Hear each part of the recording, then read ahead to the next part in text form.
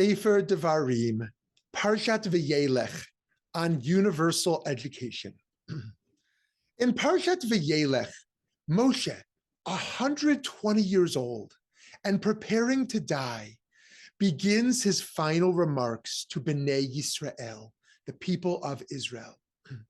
Moshe tells the people that every 7 years, they must read the Torah out loud in the presence of all Israel. He says, gather the people, men, women, children, and the strangers in your communities, that they may hear and so learn to revere the Lord your God and to observe faithfully every word of this teaching. Their children too, who have not had the experience, shall hear and learn to revere the Lord your God. Here we see that no one in the community, regardless of age, gender, or anything else, is excluded from this tradition of Hakel, this public teaching. Rabbi Jonathan Sachs of blessed memory wrote, note the inclusivity of the event. It would be anachronistic to say that the Torah was egalitarian in the contemporary sense. After all, in 1776, the framers of the American Declaration of Independence could say, we hold these truths to be self-evident that all men are created equal, while slavery still existed and no woman had a vote. Yet the Torah regarded it as essential that women, children, and strangers should be included in the ceremony of citizenship in the Republic of Faith.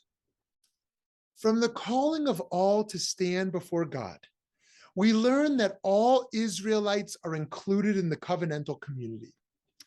And to ensure Jewish continuity, the commandment emphasizes that small children are a part of this. It even extends the mitzvah to the children's children from generation to generation. The importance of passing on the Torah to children is found throughout the tradition. The commandment for Torah learning overall actually says in Deuteronomy 6, you shall teach these words to your children. And in the Talmud and Tractate Shabbat, it is written, what is the meaning of the verse in Chronicles? Do not touch my anointed ones and do my prophets no harm. My anointed ones, these are the school children who are as precious and as important as kings and priests.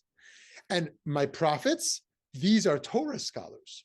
Reish Lakish said in the name of Rabbi Yehuda Messiah, the world only exists because of the breath of school children.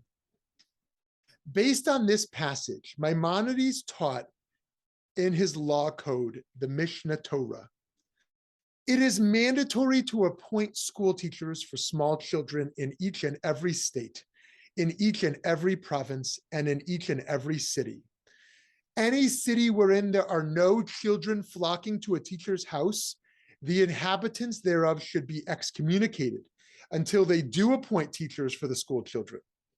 The world cannot endure except by the fervent learning of school children in the house of their teacher. And the Torah in Parshat Vayeilech demands the democratization of education, that all, irrespective of their gender and age, are to be included in learning spaces. It could easily have said to teach the Torah to all people, except criminals, except children too young to understand, except the immigrants. But we learn from the Torah itself that education is for everyone.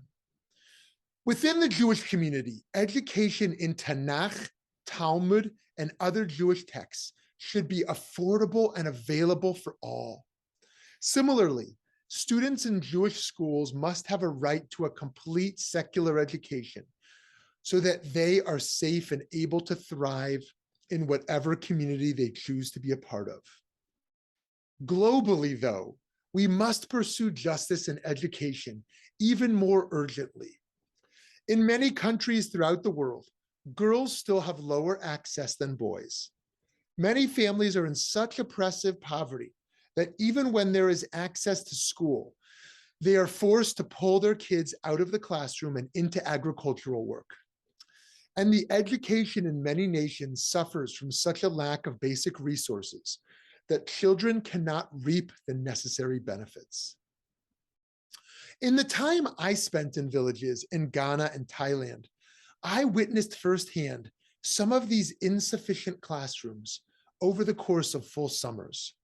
There, I observed not only how run down the facilities were and how desperately the schools needed better funding for teachers and supplies, but also how the students suffered in their learning.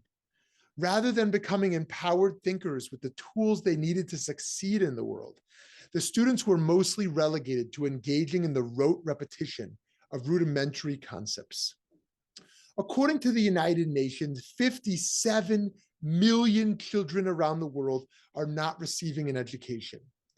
The organization also says, those who leave school at an early age are vulnerable to unemployment, poverty, early marriage, and pregnancy. Some of the factors that fuel dropout rates include poverty, gender, disability, family catastrophes, war, and conflict, as well as perceived low return on investment for education.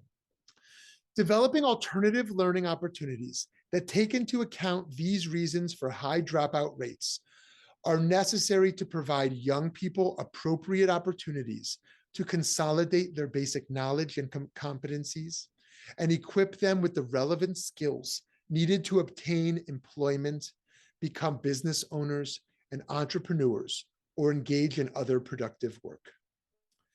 The inequities in educational access continue to restrict the social mobility of people in the global South and beyond, all while others in the world find themselves fortunate enough to have the education they need to get ahead. A massive part of putting everyone on equal footing means ensuring that all have the skills they need in language, science, math, and technology, to name a few. Expanding global access to quality education is not only about being able to compete in the global marketplace, it is also valuing one's dignity to invest in their growth. Every child has the human right to years of being invested in to develop their mind to their greatest potential. This is just what the Torah has in mind when it tells us that learning is not just for one class of people or the accomplished scholars or those old enough to quickly grasp the concepts, but for everyone, including the smallest children, so that they will one day pass it on to their children and all will have the knowledge they need to fulfill their purpose in the world. Shabbat Shalom and Shana Tova.